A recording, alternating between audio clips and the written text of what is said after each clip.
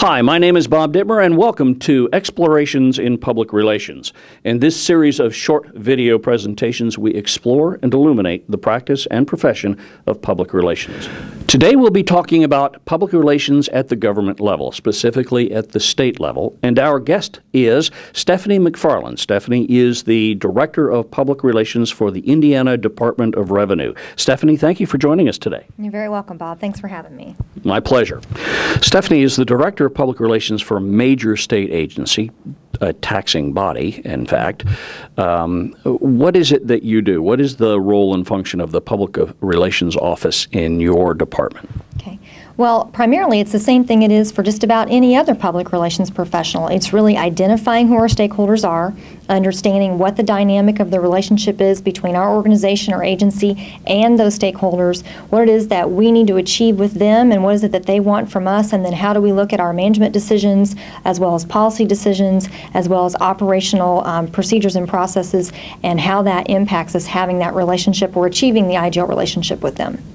And your stakeholders are really rather broad, ranging, if I may guess, from every taxpayer in the state through to business taxpayers, through to just about everybody who may be affected by taxes in the state. Is that not right? That is absolutely correct. In fact, we break them down into several buckets. We have what we call individual taxpayers. Those are individuals like you and I just paying our income tax every year. There are business taxpayers, which range from corporate to limited liability to small and new businesses.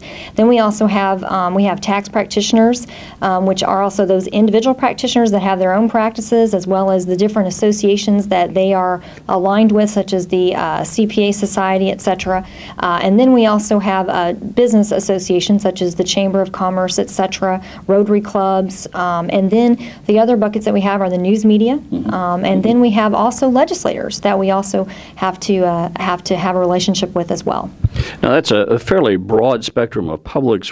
How do you organize to be able to do that? Are you heavily staffed, or I'm talking about government, so I know better, but go ahead and tell us about it. Well, no, we're not heavily staffed, and particularly right now in this economic downturn, we're less staffed than we've ever been before. But it really comes down to working smart, and that comes down to, obviously, as you know, particularly with doing the research and understanding who our stakeholders are, where they're at in relationship with us, what issues they have with us, what they like about what we do with them.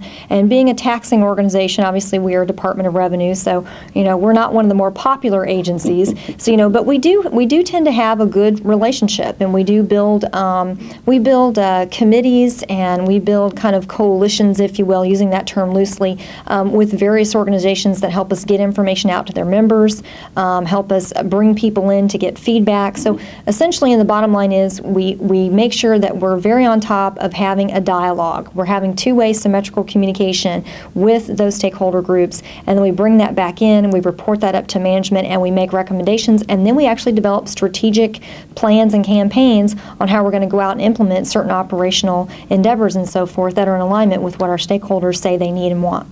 That's ideal. Could I have you come talk to some of my classes? Yeah, I actually can do that for you. Let me ask you to maybe illuminate that a little bit by giving us for instance, an example of how you developed a strategic plan and then implemented that strategic plan to communicate something to one or more of these stakeholder publics. Exactly. Well, one, for example, is there's a tool that we had that was back in 2005, and this tool was we needed more uptake. We needed more people using it, because every person that uses this tool saves the state government about $8 per taxpayer. So that's a lot of, and that's essentially we don't make money. We just bring it in, if you will.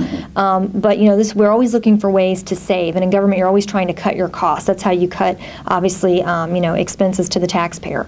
So this tool really wasn't. We needed more uptake on it. So what we need to do is go out and find out why are people started using it and then they would stop using it. So we conducted research. We actually did some focus groups, and we also did a survey, and we really got some very illuminating insight into what was the concern with this tool. We then took that information back. This is the PR division. We took that information back, sat down, had a meeting with our IT area, and said, look, these taxpayers have a concern with this. They're not using it. So until we can get some more uptake, it doesn't really pay for us to go out and try to market it or to try to communicate or bring more people into it until we can fix the core issues with this tool.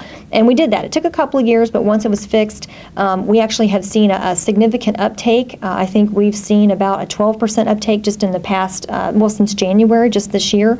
And we actually, in making those corrections, we've actually increased our satisfaction. I think we went to about maybe 75% of people being satisfied with it to now greater than 90% of them being satisfied. So, that's one way that we actually did that. And of course, we use that information now in communicating out and developing testimonials and driving more people in. And then we also feel like we have better footing that if we need to go and propose something to legislators about making some kind of a law change or a public policy change to require more people to use it, we feel like at least now we have a tool that makes it easy for taxpayers to be able to use it, and it is something that we have taken their input on in making those improvements. So I guess we just say feel like we have better footing. As you practice public relations for government, what do you see as your greatest barrier or difficulty to overcome?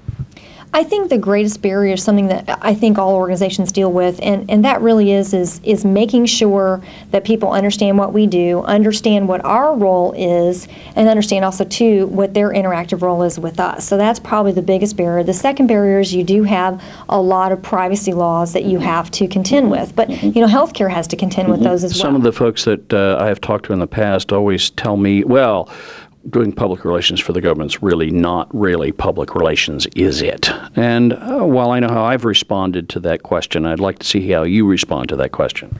I think it depends on how you define public relations. A lot of organizations define public relations as strictly media relations, and I think you know very clearly how I feel about that. Right. They also define it as communication, which is more of just persuading and providing information. A lot of them are called public information officers.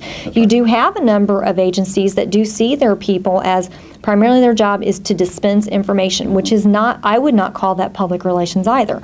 Public relations, as you know, is defining, or rather identifying, building and maintaining mutually beneficial relationships with the stakeholders that you interact with and also impact your organization. If a young person were in college today and thinking about going to work for government, how would you suggest they prepare themselves?